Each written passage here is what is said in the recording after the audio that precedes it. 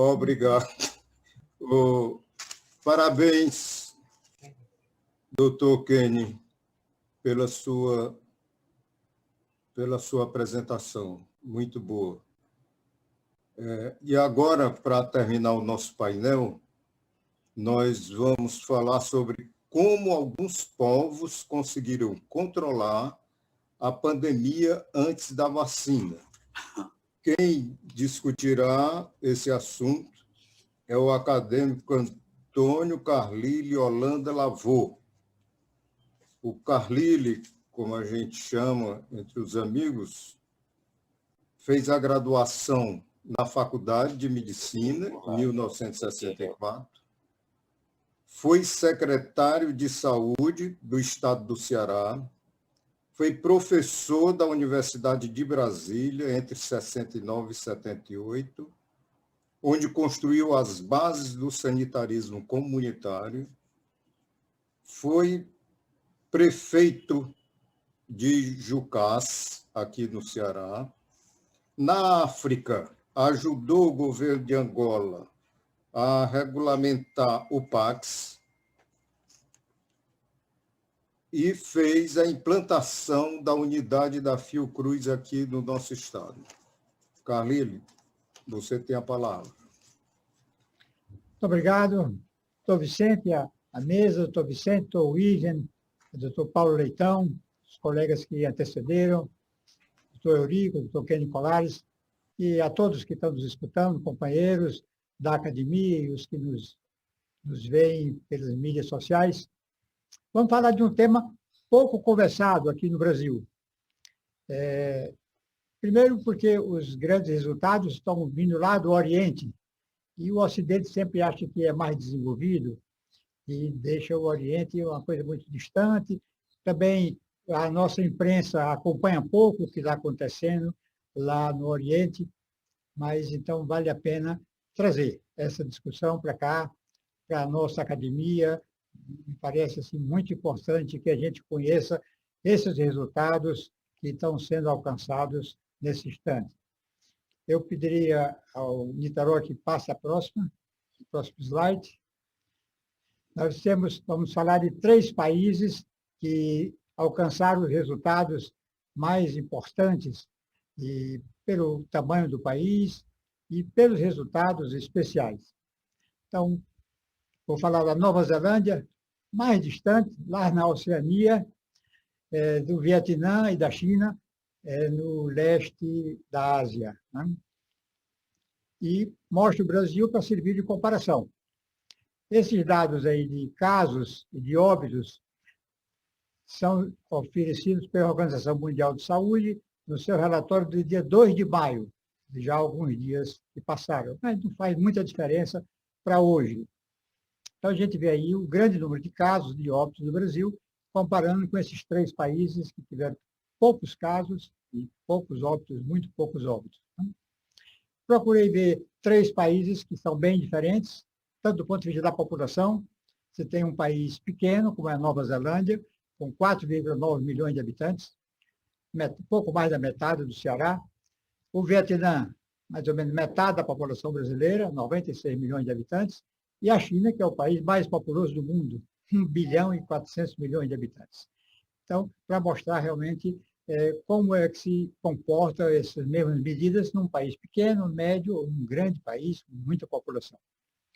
Também procurei ver países mais ricos, como é a Nova Zelândia, com a democracia e o capitalismo bem desenvolvido, e 2 países que socialistas vivem hoje uma mistura de socialismo e capitalismo, ainda com o partido único, né? Então não podemos dizer que é uma democracia, como a gente chama aqui entre nós, com partidos disputando as eleições, é o partido único, mas já com um papel importante do capitalismo. São grandes empresas que se situaram, e esses 2 países atraíram e atraem cada vez mais grandes empresas ocidentais dos países mais desenvolvidos, e tanto a China e o Vietnã, que também seguiu a mesma linha.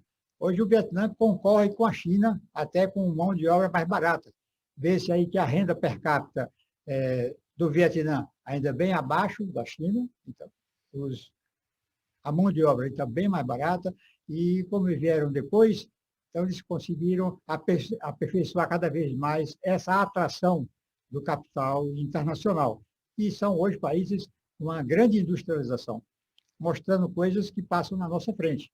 Produção de antígenos, produção de testes para o Covid, produção de vacinas, que é o caso da China. Então, a gente vê aí países bem diferentes, do ponto de vista de população, do ponto de vista de renda e do ponto de vista da sua organização política e da economia. Então, comparando com o Brasil, vê-se realmente uma diferença importantíssima, né? Então, são 3 exemplos de países que conseguiram grandes resultados no sentido do controle da doença. Então, queria mostrar esses 3 países, né, e os seus resultados, praticamente sem óbitos, né? Mas esses dados aí são por 1 milhão de habitantes, então pode ser feita uma comparação tranquila. No Brasil, 1.900 óbitos por cada 1 milhão de habitantes. Nova Zelândia, 5 óbitos por cada 1 milhão de habitantes. No Vietnã, o 0, alguma coisa, aparece no relatório como 0. Como eles têm 96 milhões, é possível que tenha alguns casos, mas que aparece 0, alguma coisa de óbito por 1 milhão de habitantes. E a China, com 3 óbitos por milhão de habitantes. E o número de casos também pequeno. Nova Zelândia teve mais casos, mas o Vietnã e a China com um número bem menor de casos por 1 milhão de habitantes. Então, é isso aí para comparar esses 3 países com o nosso Brasil. Por favor, o próximo, Troy. Bem, esses aí são como era a situação em dia 24 de janeiro de 2020. A Organização Mundial de Saúde deu notícia em 31 de dezembro de 2019 que a China estava noticiando para a organização a presença de uma síndrome respiratória aguda, grave, contagiosa, mas ainda sem uma etiologia identificada. Isso em 31 de dezembro de 2019. A doença se expandia rapidamente. No dia 7 de janeiro, já foi identificado o vírus, um coronavírus, e no dia 12 de janeiro, já a China publicava o genoma do coronavírus, de modo que pudesse ser utilizado pelos demais países, tanto do ponto de vista de vacinas, como do ponto de vista de produção de kits diagnósticos. Então, a gente vê que no dia 24 de janeiro, esse é o 4º dia em que a Organização Mundial de Saúde passa a oferecer diariamente um informativo como a doença está no mundo. Então, nesse dia 24 de janeiro, vocês veem que basicamente a China, já com grande parte das províncias com a presença do vírus, e já países vizinhos, então a Tailândia já com alguns casos, o Vietnã também já com os casos. O Vietnã, como pode ser visto aí, é vizinho da China, tem mais de 1.000 quilômetros de fronteira entre o Vietnã e a China. Singapura também apresentou alguns casos, e lá, um pouco mais distante, a Coreia e o Japão. Então, esse 24 de janeiro era essa distribuição. E já os primeiros casos notificados nos Estados Unidos. Essa disseminação, claro que varia muito de acordo com os aviões e com o trânsito das pessoas. Turismo, comércio. Então, Estados Unidos, embora bem distantes, mas o trânsito grande, do ponto de vista turístico, do ponto de vista comercial, recebe, e todos esses casos identificados como oriundos lá da província de Hubei, lá da China. Isso foi uma coisa já bem caracterizada. Era onde havia o maior número de casos, onde foi instalado emergencialmente um hospital para atender essas pessoas, e não há dúvida que a origem foi na cidade de Wuhan, na província de Hubei, e que espalhou rapidamente pela China e pelos seus vizinhos. Uma coisa importante que se vê é o Vietnã, na vizinhança muito próxima, né, que tem a proximidade maior, e pegou toda a experiência da China e para utilizar no sentido do controle. Pode passar o próximo, Niterói. Aí vamos ver já no dia 1º de março como é que está a situação. Próximo slide, Niterói. Aí já 1º de março, já a doença se espalhou pelo Oriente Médio, na Europa, intensamente na Europa, e chega já à Austrália e até a Nova Zelândia. Nova Zelândia, bem à direita, já distante, lá no Pacífico, 2.000 quilômetros distante da Austrália, bastante isolado, mas achei também um país muito desenvolvido economicamente e trânsito também intenso de pessoas, e, claro, quanto mais trânsito, mais intenso, maior a circulação do vírus. Então, isso é como está a situação em 1º de março de 2020. A partir de 20 de janeiro, a Organização Mundial de Saúde faz um balanço diário e coloca para observação do mundo inteiro. Então, a gente pode considerar como o mundo inteiro sendo um laboratório, em que a gente vê o que é que está acontecendo e podemos estudar o que é que os países estão fazendo para o controle. Então, uma oportunidade muito grande para a gente entender o que é que está acontecendo e o que é que está sendo feito de prevenção, de tratamento. Todos estão procurando tratar, mas em relação ao controle da disseminação da doença, isso é que realmente a gente vê uma grande diferença, certo? E aí, no caso, esses países aí da Ásia, do leste da Ásia principalmente, porque a gente vê no sul da Ásia, né? A Índia já controlou durante um certo tempo, hoje está uma grande epidemia e certamente vai ter mais óbitos do que o Brasil, não só porque já o número já muito grande e também uma subnotificação que se acredita seja muito alta na Índia. Também um país com 1 bilhão e 300 milhões de habitantes, alta concentração de população, cidades com 20 milhões de habitantes. Então, a Índia é hoje um ponto onde o mundo inteiro olha para ela e vê realmente a dificuldade que ela está vivendo, um país realmente mais pobre do que o Brasil, e com a aglomeração muito maior de pessoas, produz realmente vacina, estava exportando vacina, o Brasil recebeu vacinas da Índia, que nesse momento não tem como mais exportar as vacinas, porque toda a sua produção terá que ser dedicada para os próprios indianos. Existem realmente províncias que têm, onde a doença está sendo mais severa, outras em menor quantidade, mas é uma situação realmente dificílima hoje a Índia e provavelmente o número de óbitos da Índia vai superar os óbitos do Brasil. Não tenho dúvida que isso vai acontecer, porque vemos hoje, acompanhando o que está acontecendo na Índia, realmente é muito difícil a situação naquele país. Mas então a gente pode ver aí como é que a disseminação aconteceu e como é que os países aprenderam com isso, né? Então, a primeira coisa foi a China. A China e o Vietnã têm 2 milênios, mais de 2 milênios de desenvolvimento do Estado chinês, do Estado vietnamita. A Nova Zelândia não, é um país mais novo do que o Brasil. A independência da Nova Zelândia aconteceu em 1907. Então, pouco mais de 100 anos. Então, um país novo, mas altamente desenvolvido, do ponto de vista econômico e do ponto de vista humano também. Então, a China e o Vietnã, vizinhos, e todos dois com uma grande experiência histórica de acompanhamento de epidemias. Então, tem uma vivência de epidemias de longo tempo e de aprendizado também. Isso, a história traz, naturalmente, o aprendizado. Então, a China, que é onde a doença começou, foi realmente a coisa mais grave, porque não sabia nem que doença era essa. O que acontecia era que a doença era contagiosa, se espalhando rapidamente, mas utilizaram todo o seu conhecimento, que é a história das epidemias, e procuraram, então, fazer o que a história indicava. O Vietnã seguiu o exemplo da China.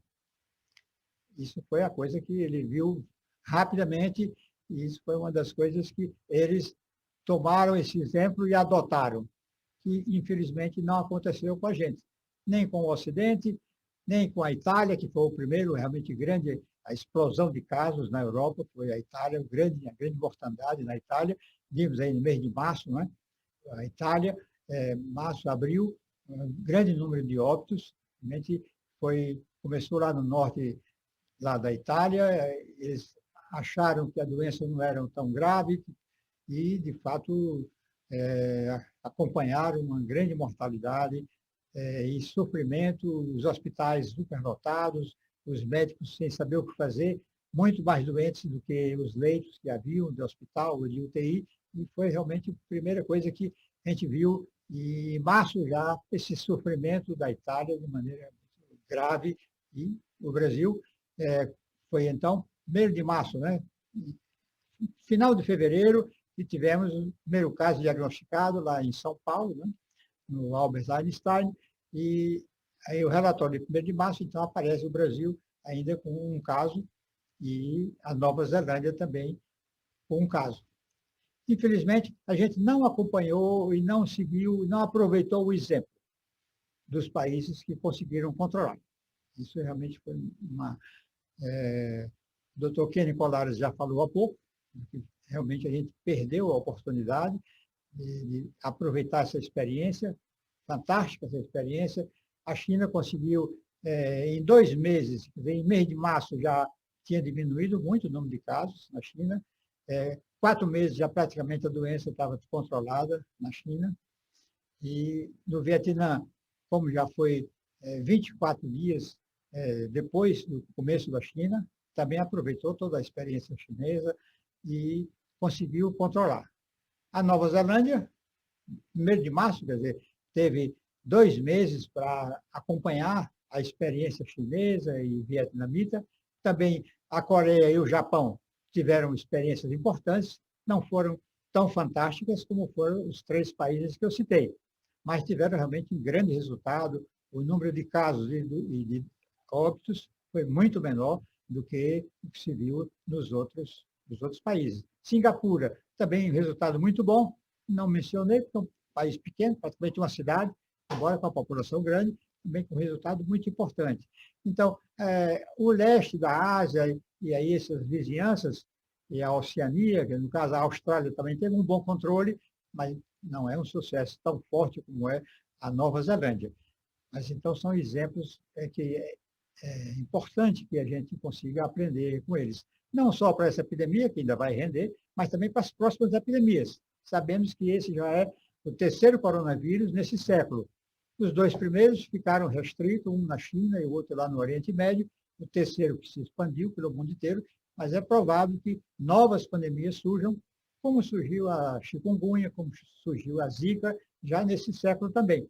E todos sabemos que muitos vírus que são desses animais, que estão próximos do homem, podem se humanizar, podem se tornar infectantes para o homem.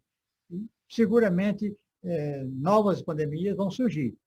Então, é essencial que a gente aprenda, não só para essa pandemia, como para as próximas que virão. Vamos ver um pouco, então, como é que esses países fizeram, né? Pode passar, Troy. São poucas medidas. Aí eu coloco 2 nessa tela e coloco mais 3 ou 4 da próxima tela. A primeira é a quarentena, que vem lá da Idade Média. Não se sabia como era essa transmissão, sabia que era uma doença contagiosa, a ideia do miasma, que era uma coisa que não se entendia bem o que era, sabia que era uma doença que passa de uma pessoa para outra pessoa. E a Europa, então, na época, a comunicação era essencialmente por navios, os navios que vinham do Oriente, que assustavam com a peste ou com a cólera, e assustava a Europa. Então, os portos, Veneza e os portos que recebiam esses navios, que vinham de longe, adotaram a chamada quarentena. Já se sabia que todas essas doenças tinham um prazo de incubação, tinham uns dias de incubação. A pessoa tinha contato com o doente, alguns dias depois que aparecia a doença. Então, é um período de incubação. E se adotou essa ideia de 40 dias, que o navio deveria ficar ao largo do porto, esperando que as pessoas que adoecessem, realmente, se via alguém contaminado, adoecessem. E, passado esse período, então, o navio poderia aportar. Então, isso é o que se fez na China, o que se fez na Nova Zelândia, o que se fez no Vietnã. Chega no aeroporto, não só o problema, não só o navio, mas o avião, que é hoje o transporte principal, a pessoa chega no aeroporto e vai ficar isolado. Vai ficar isolado no hotel por um período, pelo menos 15 dias, hoje eles já exigem mais, até 20, 30 dias, não só fica isolado, mas fica sendo acompanhado do ponto de vista médico e do ponto de vista de laboratório. Aquela pessoa está eliminando o vírus, alguns dias depois continuam sendo examinados, e o teste de laboratório, depois de realmente passou 15 dias, 20 ou 30, até nos mais exigentes, então você já pode circular normalmente, porque não trouxe a doença. Então, essa é a quarentena. São pessoas que não sentem nada, mas que tiveram contato com pessoas doentes, ou com o país doente, e são, então, deixados ali em observação. A outra quarentena, eu estou chamando de quarentena em lugar de lockdown, que eu acho que é um termo mais conhecido e mais fácil de entender. Lockdown a gente vê no Brasil com não sei quantos significados. É para total ou para uma parte, é lockdown. Quarentena eu acho que é um termo mais tradicional, mais conhecido, e eu prefiro usar esse termo. A outra coisa é a quarentena, onde as pessoas já estão doentes no próprio território. Então, aconteceu na China. Quando se descobriu, já há milhares de pessoas doentes espalhadas por toda a China. Claro, principalmente na cidade de Wuhan. Mas então, como fazer a quarentena se o próprio território já está contaminado? Que cada um fique na sua casa. Ninguém sai de casa, todos são suspeitos. Então, cada um fique na sua casa. É claro que isso significa uma preparação, tem que ser anunciado para que as pessoas se abasteçam e que aquelas pessoas que não têm condições de comprar o seu material para ficar durante esse período de quarentena, têm que receber um apoio para que possam se sustentar nas suas casas durante esse período de quarentena. E o que a gente viu é que realmente a China conseguiu, em 4 meses, claro que eles tiveram que passar por esse período inicial, não é como se fosse uma quarentena só de 40 dias, que a doença já estava espalhada, não só na província de Hubei, mas em várias províncias da China. E, como a gente viu, em 1º de março, fevereiro, já estava praticamente em todas as províncias da China. Então, essa quarentena é uma quarentena com as pessoas dentro do próprio território. Então, é a quarentena em que cada família fique na sua casa. Isso é uma coisa nova, que isso não havia na Idade Média. Mas hoje se mostrou de maneira muito importante essa quarentena com as pessoas suspeitas dentro do próprio território. Isso é importante. Aqui no Brasil a gente não conseguiu fazer. Fez-se uma certa parada, mas nunca se fez de fato uma quarentena. Lá na China parou o trem, parou o ônibus, parou tudo que foi transporte, para as pessoas ficarem realmente nas suas casas. Então, como o período é mais ou menos 15 dias, a maior parte dos casos que se infectaram com 15 dias já estão sintomáticos, quer dizer, uma quarentena por 15 dias, se todo mundo ficasse realmente nas suas casas, já se identificariam praticamente todos os casos, quase todos os casos infectados com 15 dias, 20 dias, já estariam identificados. E seria um momento que já se poderia, então, identificar aqueles casos e tratar especificamente aquelas famílias que estavam com casos. Infelizmente, a gente não seguiu isso. E ainda hoje, não estamos seguindo. Para-se alguma coisa, mas não se chega a chamar uma quarentena. A segunda coisa, que também é essencial, que esses países que tiveram resultado fizeram, é identificar todos os infectados. Você tem pessoas suspeitas, tiveram contato ou na família, ou no comércio, ou em qualquer lugar, tiveram contato com pessoas infectadas. Então, testar. Isso realmente, no Brasil, demoramos a ter esses testes. Aqui na Fiocruz, nós fizemos uma das grandes centrais de exames, mas só ficou pronta, começamos em finalzinho de maio, em agosto já estava pronta e passou a ser um dos centros importantes de testagem, como é no Rio de Janeiro, em São Paulo e no Paraná. Mas demoramos bastante. Mas mesmo hoje, ainda estamos usando pouco a testagem. Ainda o foco, como o doutor Kenny falou, ainda está sendo o hospital. O hospital, UTI, está sendo o foco principal usado no Brasil. E realmente, com tudo isso, todas as consequências que a gente está vendo. Então, testar, identificar, isolar, enquanto está examinando, vendo o resultado do teste, esperar mais alguns dias para ver, testar novamente e identificar o infectado. Isso é uma coisa essencial. Pode passar o próximo. Niterói. O próximo slide. Então, o que são as outras coisas que a gente identificou? Primeiro, tratamento do doente. Isso é uma coisa essencial. Isso o Brasil fez. Foi uma coisa que praticamente tanto o governo federal como os estaduais e as cidades maiores cuidaram de ter hospitais, cuidaram de desenvolver UTIs. Isso foi uma coisa que no Brasil se fez muito, no Ceará, então, se fez muito. Aumentar a capacidade dos hospitais, construir, comprar novos hospitais, aumentar tendas e tratar doentes. Isso foi uma coisa importante. Porque a gente viu é que realmente o tratamento, quando o caso fica grave, vai para a UTI, é pequena a chance de resultado. A outra coisa são, isso que também já foi muito comentado, e no Brasil tem sido discutido bastante, é a máscara e o distanciamento das pessoas. E a higiene das mãos e dos objetos que as mãos tocam. Esses são também coisas muito importantes, mas claro que não conseguem aquele resultado daqueles 2 primeiros itens que falamos na vez passada. Então, isso é realmente me pareceu importante trazer essas informações, porque são muito pouco utilizadas no Brasil, tanto no nível médico, como no nível da imprensa, na própria academia nossa. A gente vê que se discute muito tratamento inicial, tratamento corticoide.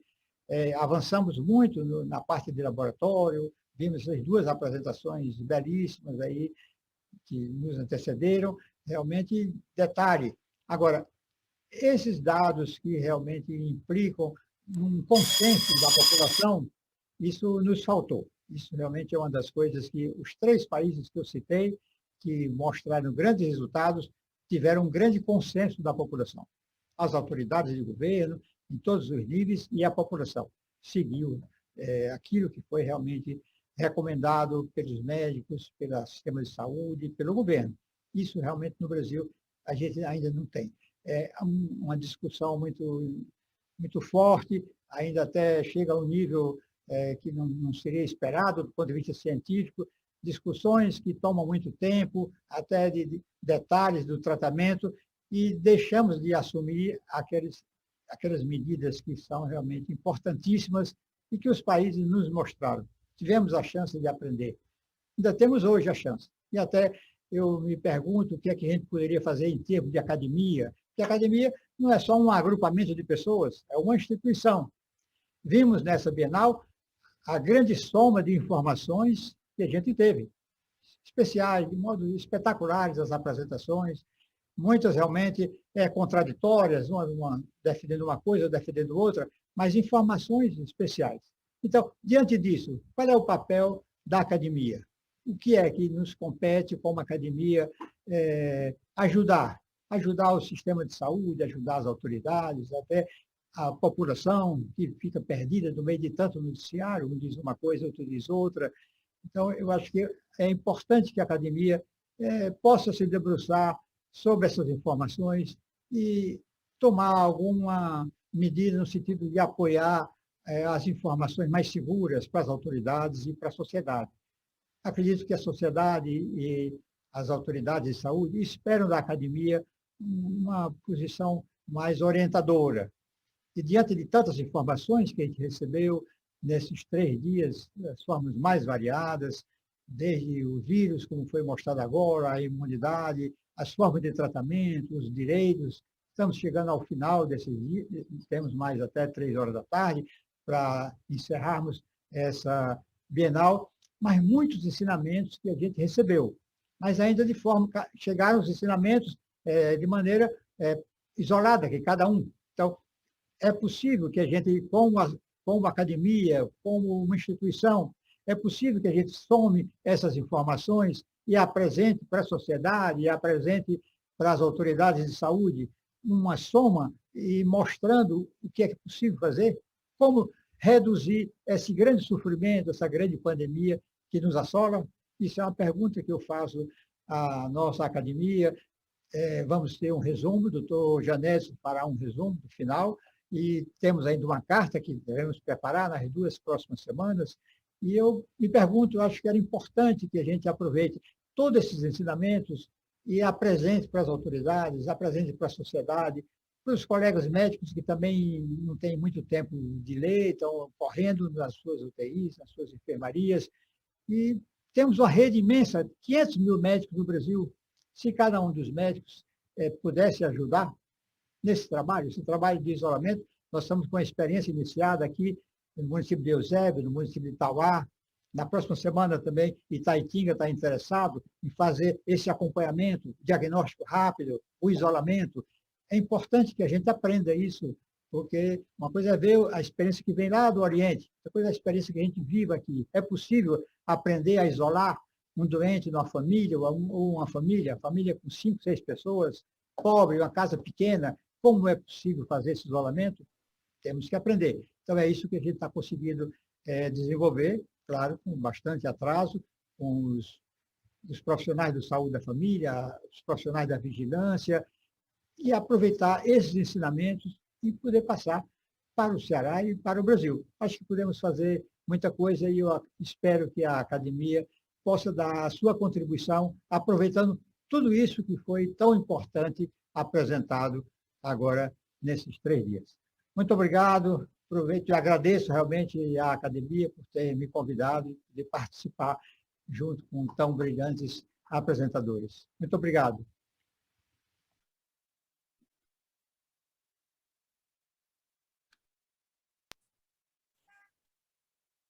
O acadêmico Vicente, ligue seu microfone, por favor. Tudo bem. Carlile, obrigado pela sua excelente apresentação. Você continua o mesmo, desde o tempo que foi meu presidente de diretório. Muito bem, muito obrigado. Obrigado a todos, e eu passo agora